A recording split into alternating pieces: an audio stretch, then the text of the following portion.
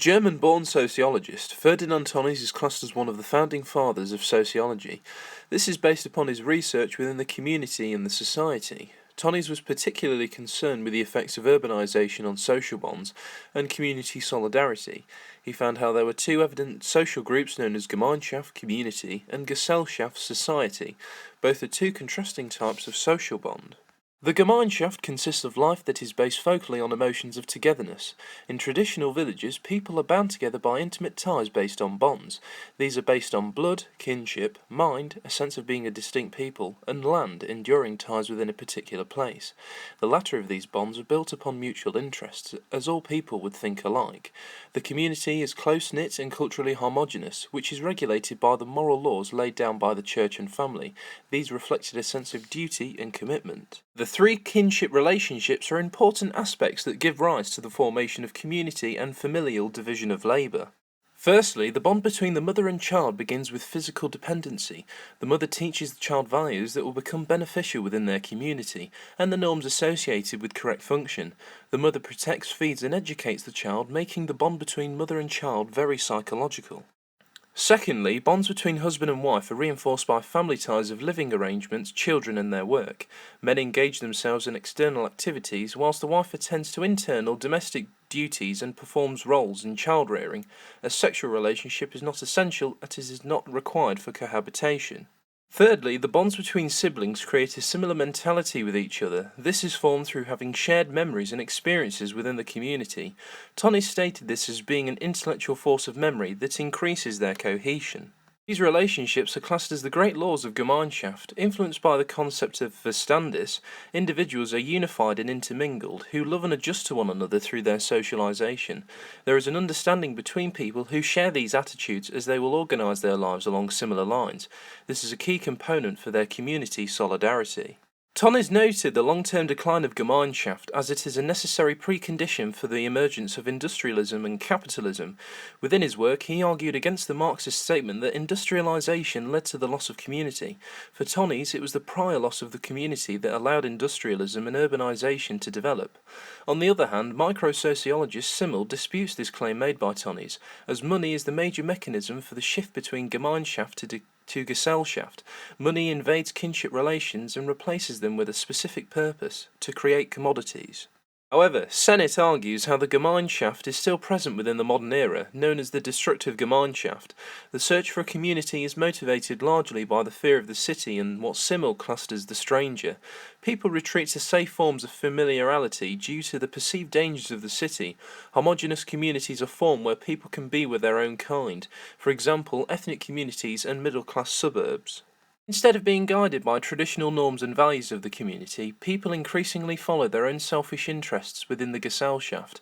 Individuals adopt a contractual attitude, becoming more deliberate, rational and calculating in their social transactions. In this society, relationships tend to be specific to a particular setting and purpose, absorbing only a small part of the person. An example of this is travelling by bus to work. Our interaction with the driver is limited to a brief impersonal exchange. This kind of instrumental exchange between strangers has become more commonplace and now passes as normal behaviour. Work by Simmel on proximal relations agrees with this concept applied by Tonnies. Individuals engage in physical proximity and emotional distance. As there is a high volume of people and increased physical closeness, individuals limit their emotional responses to one another. This develops further as some create a working persona, branching towards Goffman's study of foreground and background social acting. People only reveal a small part of their identity within society, expressing other emotions within their private space. We can also view how Sennett used similar workings towards his argument of the destructive Gemeinschaft, which some people have come to fear the stranger within society. Schirmer et al. Represents how within our current society the interest of the self has left individuals, such as the elderly, at a disadvantage. Within traditional communities, the elderly were seen as fountains of knowledge and treated with respect. However, in modern societies, these values have been dissolved through the psychological and social causes of the Gesellschaft. Modern societies now express high degrees of division of labour, individualisation and anonymity, all which give rise to loneliness. These types of people therefore yearn for the social order of traditional traditional or smaller-sized rural communities.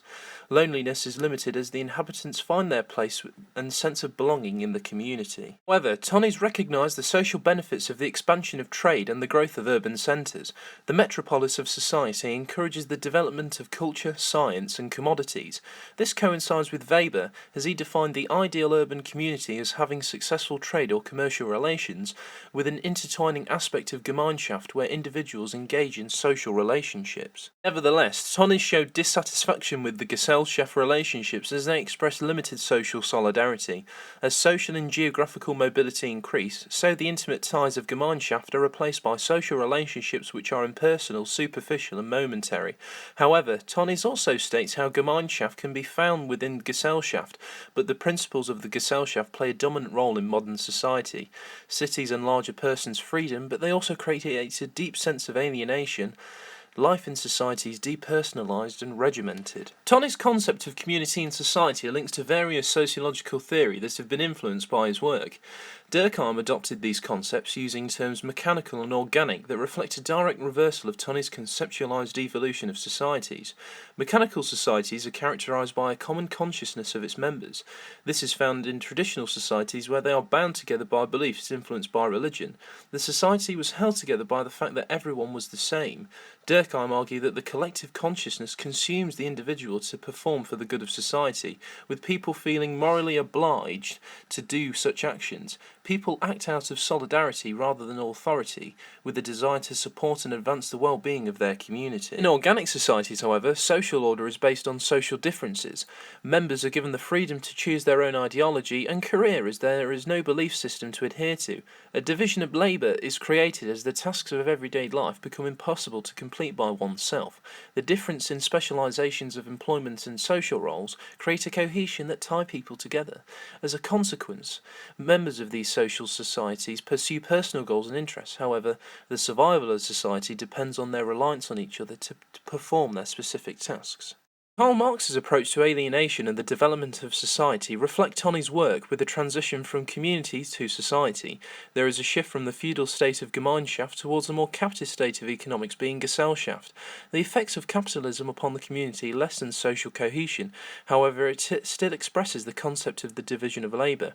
It intertwines alienation, where individuals have no control of how their lives are shaped, which leave them feeling powerless and that their lives lack a purpose. Gesellschaft relationships arose in and around urban and capitalist setting, characterised by individualism and impersonal monetary connections between people. Social ties were often instrumental and superficial, with self-interest and exploitation increasingly the norm. Also aspects linking to Fordism, as the community is a large part of creating and maintaining norms and values for correct function when working. A community would be established whereby the inhabitants are constantly surrounded by the way of work, intertwining all aspects of their work into leisure. There would be a false sense of Gemeinschaft to bring trust to the individuals. However, this trust is artificial, as they tend to snoop on the private lives of the worker to make sure they constitute as hard and reliable. Redfield shows signs of Tonnies' work showing distinctions between folk societies and more industrialised societies. Redfield pictures folk and urban societies as resting on a continuum. There is a line stretching from rural at one end to urban at the opposite, which every community can be located. The more tribal communities are linked to the folk end of the spectrum, expressing isolation and no cultural advancement, with larger settlements of modern society towards the urban side. These express cultural organisation, securalism and individualism that reflect the concept of Gesellschaft. Finally, Putnam raises important issues about social participation and solidarity. Tonnies saw industrial culture and urbanisation in Germany as destructive of long-lasting social bonds. This created an aggregate of dislocated individuals with very few real connections to one another. The early modernising society that worried Tonnies is now a model of strong social solidarity by Putnam. This view also argues with Sennett of the Gemeinschaft, as these communities express a bonding of social capital that unites people and reinforces exclusive identities and homogeneous groups. There are high elements of trust that binds and maintains social capital. The overall view of Tonnies highlights how industrialisation and urbanisation were transforming social relationships permanently. Traditional bonds were breaking down that gave rise to the formation of values of alienation and selfishness. Thank you for listening. These are my references that were used within this work.